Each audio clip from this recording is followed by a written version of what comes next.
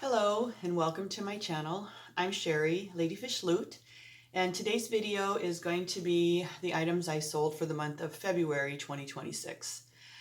This will be a very short video. I had 8 sales. I will tell you something very strange happened the month of February. I went 2 weeks and 2 days without a sale.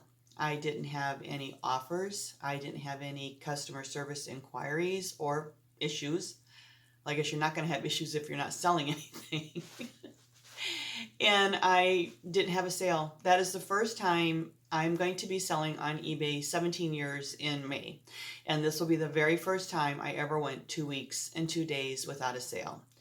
Used to be I would go maybe a day without a sale.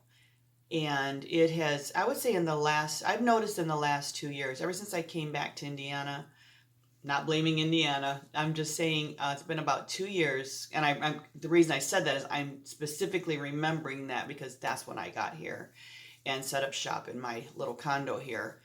And for the last 2 years, I don't know what's going on with eBay and me. Now, this obviously doesn't apply to anybody else but me. I know part of it, a lot of it is my fault, it's my problem. I do not offer promoted listings and I also do not offer returns. I know that hurts me, but I didn't think it would be to this degree. I've never experienced this type of sluggish sales on this platform ever, which is really making me think about cross-listing again. I used to sell on Etsy and Mercari in addition to eBay and Facebook Marketplace. But I got away from Etsy and Mercari because I don't know, I just didn't want to, I didn't feel like dealing with it anymore. I'm retired now. I don't want to put all that energy into this business as I had in the past. And I'm down to, 350 listings. I'm kind of coasting right now. But having said all of that, with what's going on, and I don't know, just the difference I've seen in eBay, I feel like I need to start cross-listing again just to move my inventory. I don't want to be holding on to this stuff in my 80s. I am not running a museum. I am running a resale business. That means things need to go out the door. So, yeah, I think that might be something I'm going to do this year. That's definitely in my thought pattern right now. I need to kind of contemplate it, think about it, decide if that's what I want to do.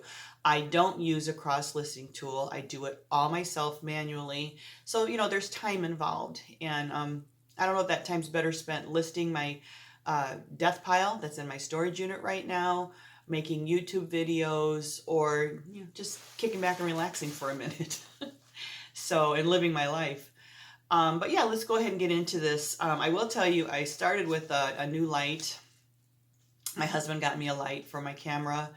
Next thing I'm going to buy is a microphone so you can hear me better, or at least so it's not so, I feel like there's like an echo-y kind of a sound with my sound quality. So that's coming next too. So I don't know if this is the proper light color for me, but let me know if it looks good, doesn't look good, if I look too red, because I don't want that. I have a tendency to go red. I'll never forget when I served on jury duty. This was, oh my gosh, 15 years ago. Yeah, 15 years ago, 16.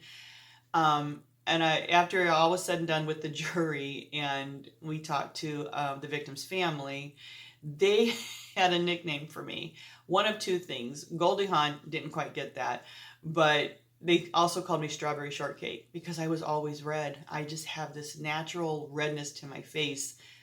Plus, I was going through menopause at the time. I know, TMI. All right, let's go ahead and get started. Again, there were 8 sales the month of February. I'm going to do something different in how I report my sales as I had in the past. I am a former bank teller. I was a bank teller when I was in my early 20s. And having said that, everything for me has to be to the penny. That just comes with the territory of being a bank teller, I suppose. So it came to my attention that when I give like all these exact numbers, pennies, etc., that it's, I don't know, kind of, I guess, hard to follow. I don't know if it's so hard to follow, but it muddies the water, I guess, in what I'm trying to say, because I don't put, any of the text up in here about what I'm talking about. So it was, as I said, it was brought to my attention that I need to round my numbers. So I'm going to round up all my numbers with the exception of what I paid for it. I think it's important you know what I paid for it, and also what it's sold for. That those two numbers are always going to stay pure, but everything else is going to be rounded up. And at the end of the video, I will certainly recap everything, tell you, what my total sales were, what my net profit was, what my cost of goods were, and what my average sale price was. All right, so let's get started. And I know I'm in this squeaky chair again, so please overlook that. It's just my favorite chair to sit in. Okay, the first thing I sold was a stiff black alpaca mohair teddy bear. I purchased this at an auction when I was in Phoenix. I bought it for $96 and it sold for $199.99. That is what I was asking for it. And the buyer was all in for $233. The next item is a Heart Jupiter's Darling Tour t-shirt from 2004, so it is vintage. This was something else I purchased at an auction. This one was also in Arizona. Now I'll tell you, I paid $12 for this t-shirt, and that was pretty high for this t-shirt. The reason it came to $12 is I bought a box lot of band t-shirts that were vintage, and there were some really good ones in there. Some I sold for over $200. So when I bought 10 of them, and it was $120 with the buyer's premium. So I just dollar cost average everything to $12 each. So again, I paid $12 for this t-shirt. I was asking $49.99 and they paid $40 for it. And they were all in for $51. The next item is a Disney Big Thunder Mountain Railroad t-shirt. I paid $2.10 for this t-shirt at an estate sale. The buyer purchased it for $29.99 and they were all in for $39. Now, when I give the all-in price, if you're new to reselling or to my channel, my all-in price includes what the buyer paid for shipping and also what eBay collected in sales tax. The next item I sold was sold to the same buyer. It was two shirts. They were the almost exact same shirt, little bit of a difference.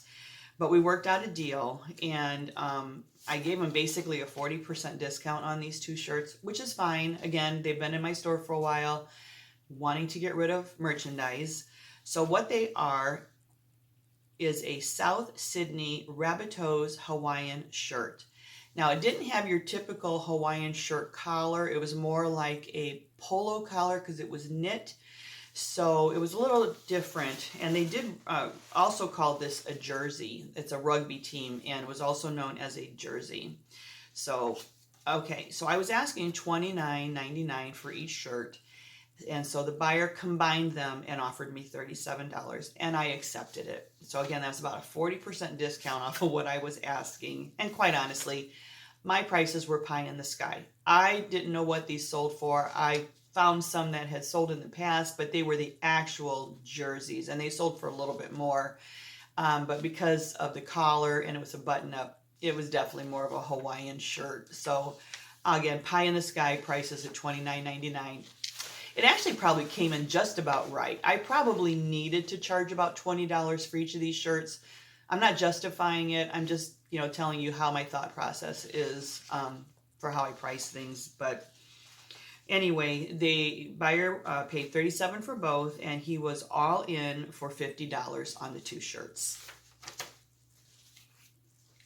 If I didn't say, I paid $2.99 each for those.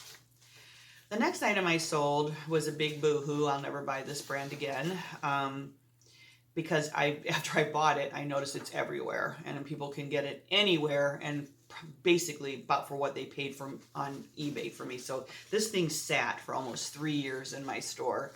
It is a real life fishing shirt, long sleeve. I paid $3.63 for this item, so of course I overpaid for it. I had it started at $17.99, and I just kept working the price down, and I eventually settled on $7.99. That was as low as I was going, and that, of course, is what the buyer paid for it. They actually could have sent me an offer, and I probably would have taken it. So I was happy it sold for $7.99, and yeah, so I paid $3.63. Buyer paid $7.99, and they were all in for $16 on that shirt. Oh, and I got that at a thrift store. Probably in Phoenix. The next item is a Harley Davidson dealer t-shirt from Boswell. Boswell's was the dealership, and then it was out of Nashville, Tennessee.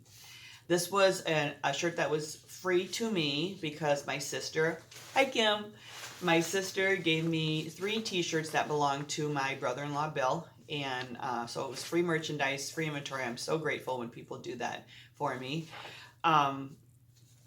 So I had it listed for $19.99. That is what the buyer paid. And the buyer was all in for $30 on that t-shirt. The next item is a Disneyland Resort Dumbo Flying t-shirt. It had, the graphics on it were from 1955, so it had that really vintagey, really cool look. It was a neat shirt.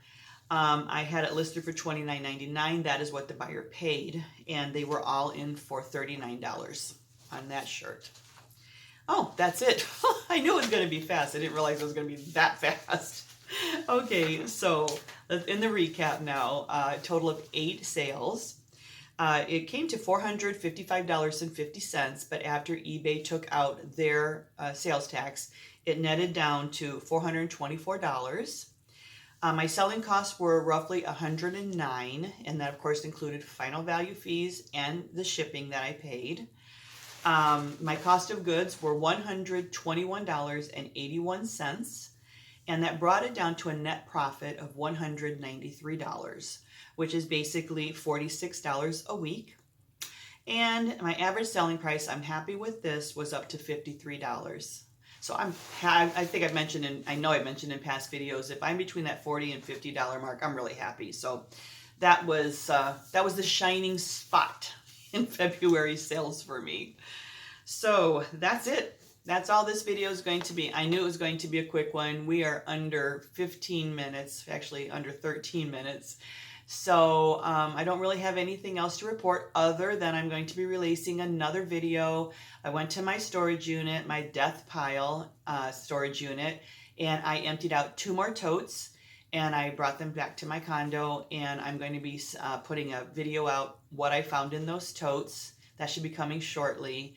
And then the next thing I'm going to do a one video of 13 of my absolute favorite sales since I've been in reselling. I should do 17 sales though, because I'm celebrating 17 years. I don't know what I'm going to do yet, but it's going to be my most profitable sales. And then I'm going to also start doing videos of my most favorite sales. So I said that wrong. The first one I'm going to do is my most profitable, probably 13, maybe 17. And then the next in the series will be my favorite sales I've had over the years. So I just want to document it just to have it for me and you if it's interesting to you. So anyway, thanks for watching. I really appreciate you spending this time with me today, and I'll see you on the next one. Bye-bye.